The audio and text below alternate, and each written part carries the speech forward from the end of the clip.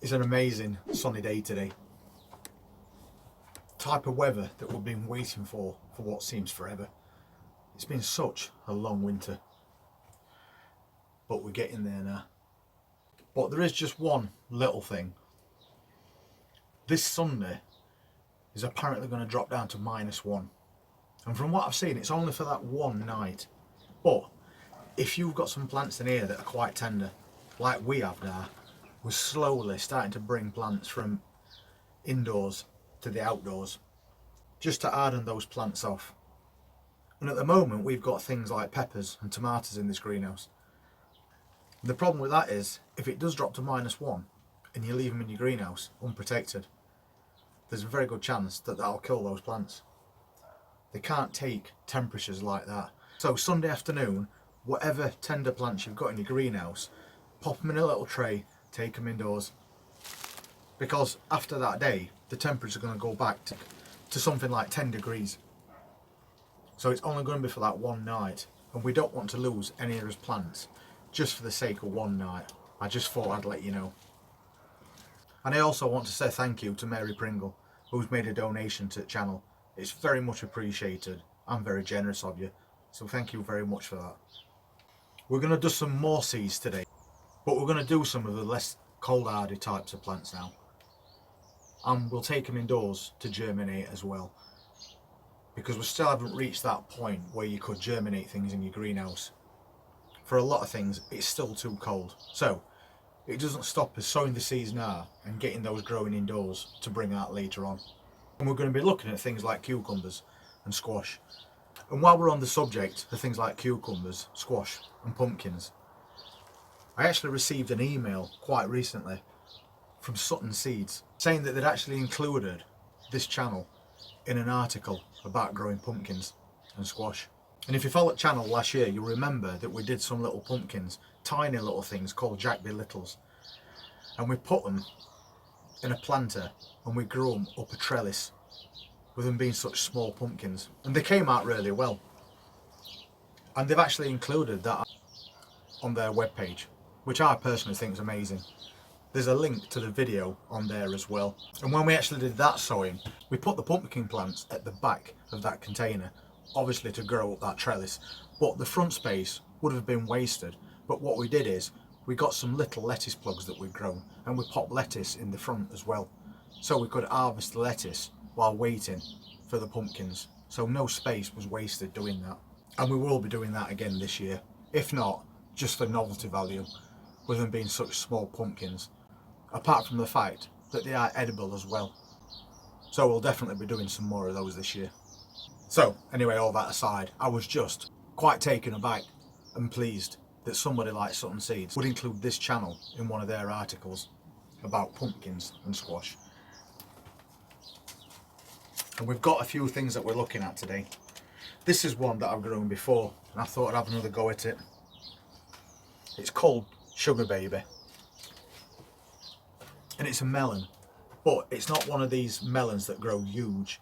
It's quite a small one, and because they're quite small fruits, once again, we can probably just grow those up some kind of a trellis. Whether we grow them outside or we grow them indoors is a different matter. But what we'll do is we'll sow some and we'll see how they get on, and we'll decide that one later. And we've also got another type of melon, and it's called Crimson Sweet.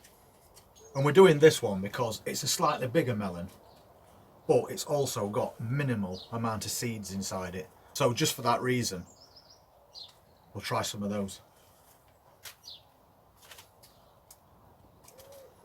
And as we mentioned before, Jack Be Little miniature pumpkins. We really enjoyed doing these last year, so we're going to sow some more seeds of those and see how they get on again. And we've still got his old planter with the trellis on the back from last year, so we'll probably put those plants back in there once they're ready.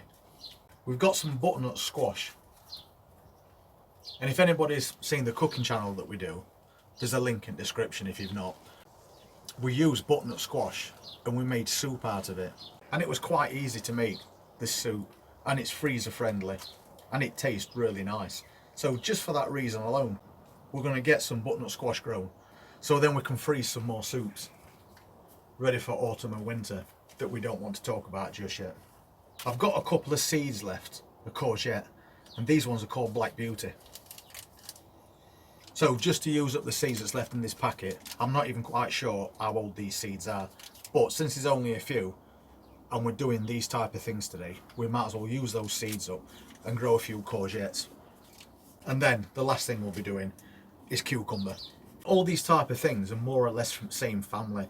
They suffer with the same problems as well, which we'll get into in a later video. And we'll cover things like powdery mildew, and we'll go over how to combat that, or even how to prevent it in first place.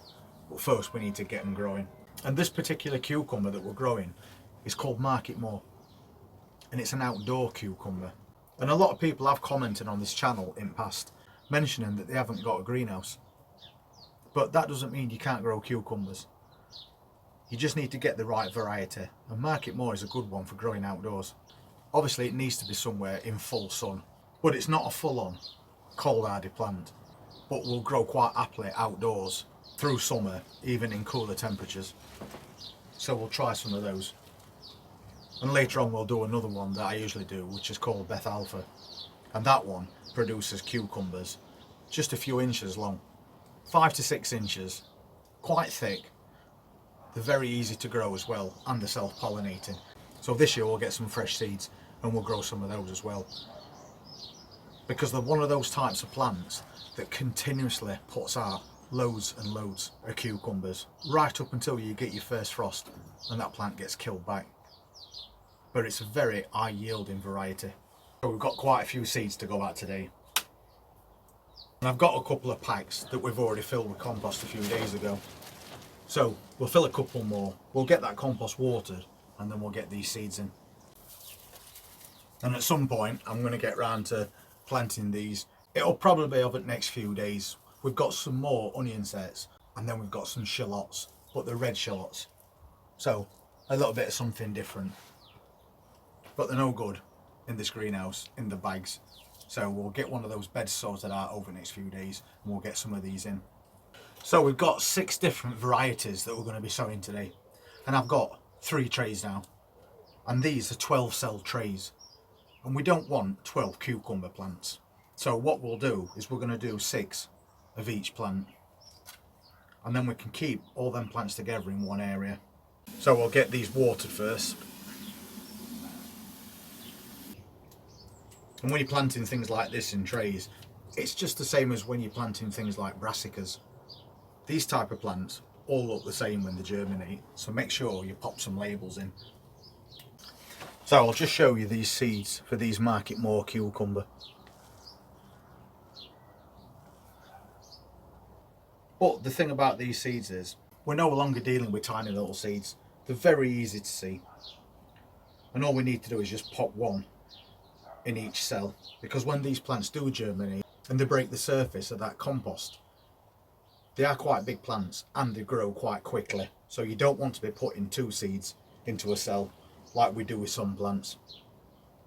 The thing about these trays is they've got these little slits at either end to pop your labels in.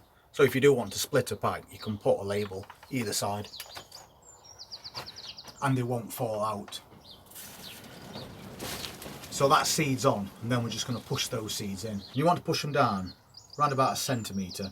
Don't push them too deep, because we don't want them sat in damp compost too long, because they could start and rot. We'll just use a pencil and get these seeds in. We've just popped that seed on top, and I'm just pushing it down with that pencil, just so I know it's definitely covered. And if I measure it, what I'm happy with, it's about that depth, so not too deep.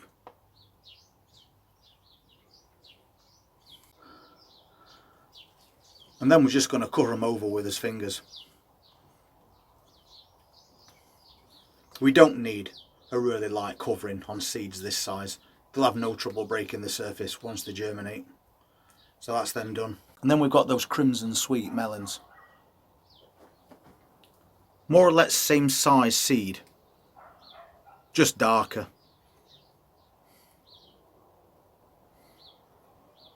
So exactly the same thing as we've just done.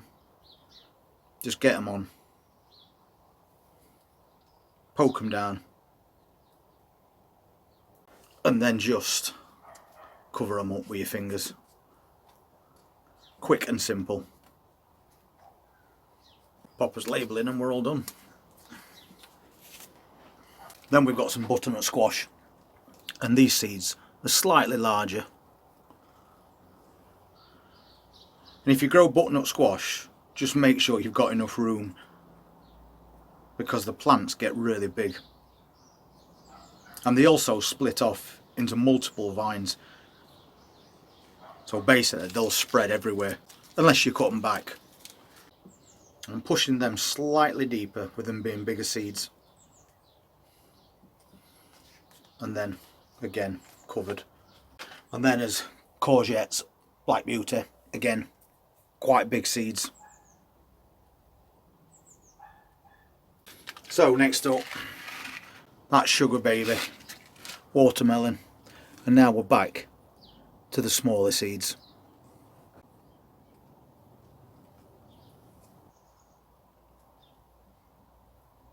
And you can get these seeds from Lidl. And I think you get 5 packs for £1. And they've got quite a few different varieties of vegetable plant in there, so it might be worth a look if you've got a Lidl near you. I don't think you're going to get seeds much cheaper than that. And then last off, those Jack Me Little miniature pumpkins, and again not bad size seeds. This one however looks a bit flat, so I'm going to disregard that one. If your seeds look in any way damaged, you might as well swap them for another one if you've got spares. It's going to save you a bit of time rather than waiting for a seed to germinate that's not viable.